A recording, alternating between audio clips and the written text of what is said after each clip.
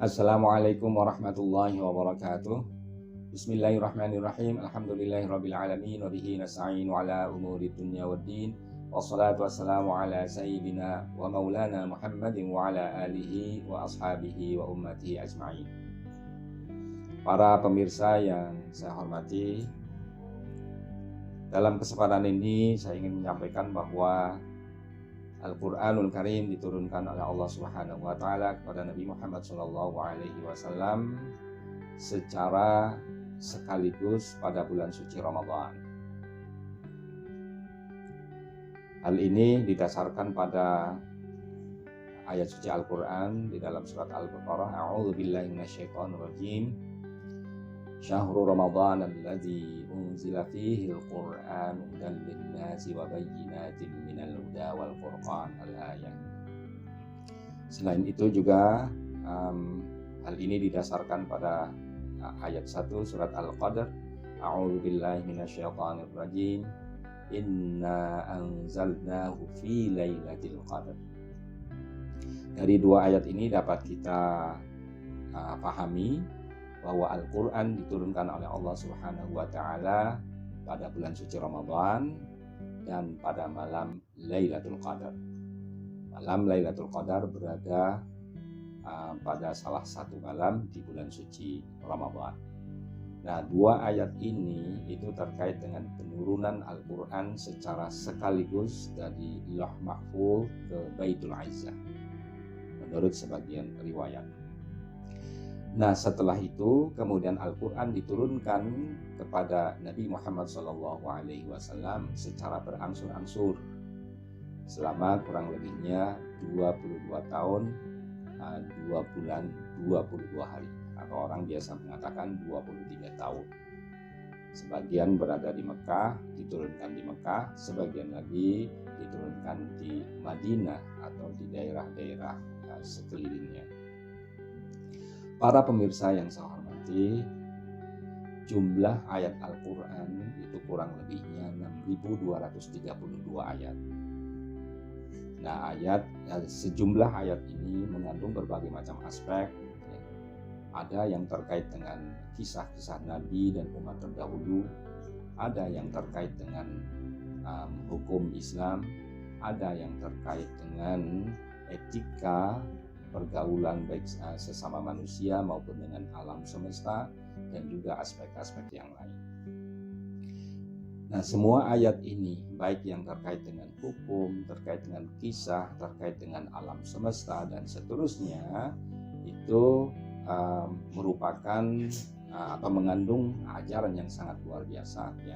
Dan salah satunya semua ini memberikan inspirasi kepada umat manusia dan wabil khusus kepada umat manusia, umat Islam untuk membangun peradaban dunia. Ya.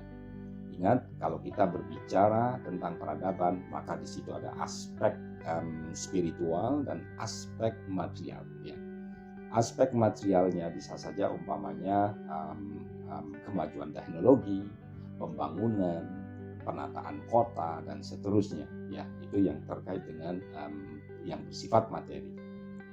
Nah, tetapi juga perlu kita ingat bahwa aspek spiritual itu juga merupakan perangkat yang sangat utama, yang penting untuk peradaban umat manusia. Nah, Al-Quranul Karim yang memiliki sekian ayat tadi itu ada yang terkait dengan bagaimana manusia membangun peradaban dari sisi fisik, tetapi juga kemudian Al-Quran mengajarkan kepada umat manusia agar membangun peradaban itu juga dari sisi spiritual. Nah, jadi dua hal ini baik secara eksplisit maupun secara implisit itu terdapat di dalam Al-Quranul Karim. Maka tepatlah kalau kita mengatakan bahwa Al-Quran itu merupakan inspirasi, memberikan inspirasi dalam rangka membangun peradaban umat manusia. Kalau kita perhatikan sejarah umat Islam, ya, kita tahu bahwa pada zaman Bani Umayyah dan Bani Abbasiyah itu umat Islam menguasai ilmu pengetahuan, ya, membangun peradaban yang sangat luar biasa yang par excellence ya. Mengapa mereka itu bisa melakukan hal itu ya? Ilmu pengetahuannya luar biasa, kemudian sistem moralitas, spiritualitas yang dituangkan di dalam konun, di dalam undang-undang waktu itu ya, dan juga pembangunan berbagai macam aspek itu dicapai oleh umat Islam saat itu karena mereka terinspirasi oleh Al-Quran dan tentu saja juga terinspirasi oleh hadis Nabi Muhammad SAW.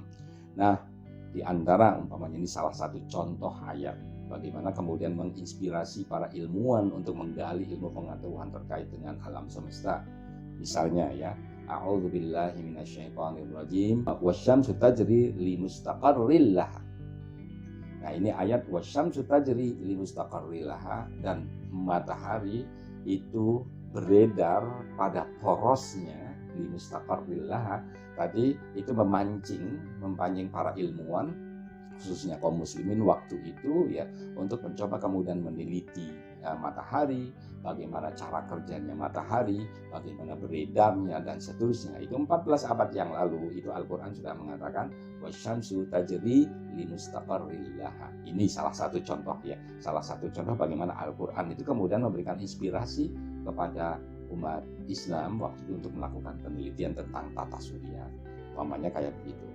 Nah, banyak hal sebenarnya ayat-ayat yang ingin saya sampaikan, tapi karena waktunya terbatas, mungkin sampai di sini saja.